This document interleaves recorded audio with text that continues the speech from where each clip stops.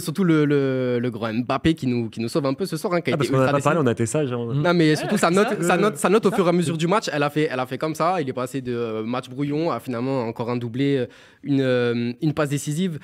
Sur Foot Mercato, il a été noté à 9. Les gars, profitez-en aussi dans le chat pour nous donner les notes, vos notes, parce qu'on n'est jamais d'accord. De toute façon, même nous, dans notre on avait beaucoup rédaction, discuté. on n'est pas d'accord. Au final, évidemment, c'est l'homme du résultat, tu vas me dire, Anas. Je suppose comme à chaque émission. Non, les gars, il a été noté à 9. Il a encore fait un match incroyable. On a beaucoup parlé de Chesney. Bah, ça lui a pas empêché de prendre 2 missiles dans la lucarne.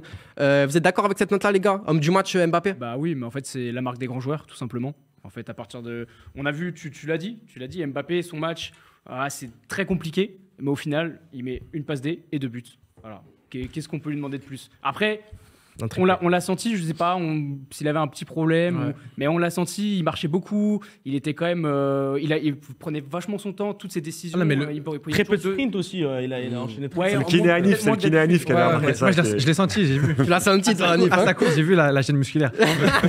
non, mais sur son premier but, c'est un scandale en vrai qu'il marque un but comme ça. Il contrôle la balle, il marche, il regarde le gardien, il frappe, il y a personne qui l'attaque. Même le deuxième, qui met du temps à sortir. Ouais, mais on va pas lui enlever non plus. Non, bien sûr, c'est un très beau but, mais tu sens que même dans ses prises de décision, en première mi-temps, j'avais trouvé qu'il jouait très simple, il faisait beaucoup de passes sans pour autant essayer de déborder. Et en deuxième mi-temps, j'ai senti qu'il contrôlait totalement ses courses. En fait, il sprintait plus pour rien, etc. Donc je sais pas si c'était volontaire ou alors c'était une petite blessure ou quoi, mais après, l'homme du résultat, totalement. Il avait eu une petite gêne au pied, hein. On en avait parlé il y a pas longtemps. Au final, il est strappé et ça va, ça peut être dû à ça aussi, peut-être, je sais pas. Mais il avait été reposé au final, des autres pour le match contre la Tunisie. Après, j'ai l'impression que c'est le même match depuis le début de la compétition, Mbappé. On voit la même chose. Il commence à gauche, quelques débordements. Très brouillon, et derrière. Des centres au deuxième poteau, des mauvais choix, 2-3 trucs pas trop mal. Et puis après, il marque. Donc, petit je ne sais quoi. Voilà, s'il fait ça jusqu'à la fin et qu'on est champion du monde, merveilleux. En tout cas, dans le chat, ils sont pas du tout d'accord parce que tu vois, je vois du Hajmati qui nous dit Mbappé 10 parfait. Carrément, il aurait mis 10, la meilleure note. Bon, on va peut-être attendre qu'ils nous mettent le quadruplé en fait.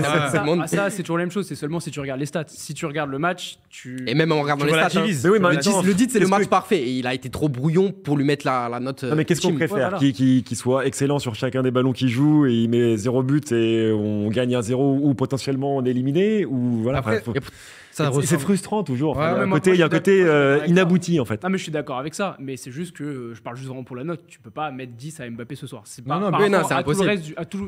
Le contenu global, c'est compliqué. Mais les deux buts qu'il met, ils sont magnifiques.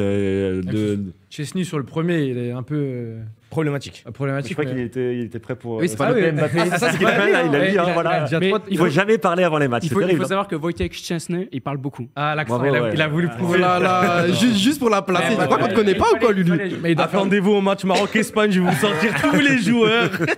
Mais il doit faire des cauchemars par contre, parce que déjà contre la Juve, il avait mis un très beau but. Mbappé, là, ça fait 2 aussi de Lucas. Non, mais c'est à la fois difficile et pas difficile de le noter. Oui, 9, bah oui, il a mis un doublé. Parce que c'est pas toujours pareil au final. Au final, on a l'impression que c'est un peu brouillon. À chaque fois, c'est brouillon.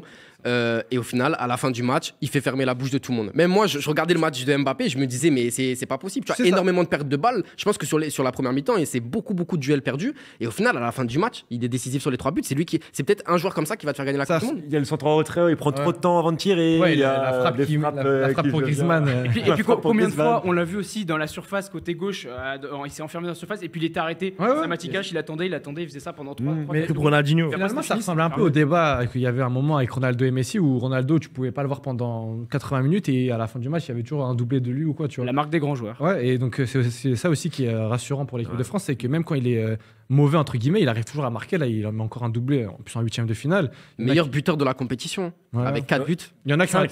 5. Ah oui, c'est vrai. On attend le match de l'Angleterre quand même pour Rashford. Mais là, à l'heure actuelle, il est meilleur buteur. Il y a Morata aussi. Les meilleurs buteurs de la Coupe du Monde, les meilleurs buteurs de la Ligue des Champions et les meilleurs buteurs de Ligue 1, je crois, sur la saison. Meilleur buteur de la CONCACAF aussi. T'avais sorti la stat tout à l'heure, il me semble. C'était 52 buts justement dans l'année civile. Premier joueur français à atteindre ça depuis Juste Fontaine en 58. Il avait marqué 66. Le puits de connaissance. Ah là, je l'ai pas dit parce qu'après. Plus de connaissances, j'ai lu Twitter juste avant. J'avoue. Non, mais de toute façon, on sera d'accord, je pense, pour dire que c'est l'homme du match quand même. Bien sûr. On aurait pu mettre Giroud avant qu'il mette son doublé, mais on va le noter d'ailleurs juste après Giroud. Théo nous dit Mbappé 6 pas plus. Bon, c'est peut-être un peu dur. C'est bon, c'est la Pologne, la 6 France. pas plus, c'est dur. Il y a Dum 3 OSX. C'est bon, c'est la Pologne, la France n'a eu que des fantomas jusqu'à présent. Ça peut être. Danemark, c'était pas. Ouais, mais faut les mettre malgré tout. Ouais, et Isoka qui lui répond à Skip, les fantomas, c'est cette Coupe du Monde, ils sortent des équipes comme l'Allemagne, et c'est vrai. Ouais. C'est pour ça que tous les matchs sont difficiles. Donc on en a parlé de Mbappé, surtout que les gars, il a 5 buts, c'est déjà énorme sur une Coupe du Monde. Il lui reste 3 matchs, il a moyen de rentrer encore un peu plus dans la légende. Toi, t'es optimiste, hein. Quoi, tu dis, il Ouais, reste Ah trois. oui, non, mais moi je suis un éternel On va au bout, optimiste. ouais. Pour moi, on va la gagner. Si on la gagne pas, tant pis, j'aurais espéré.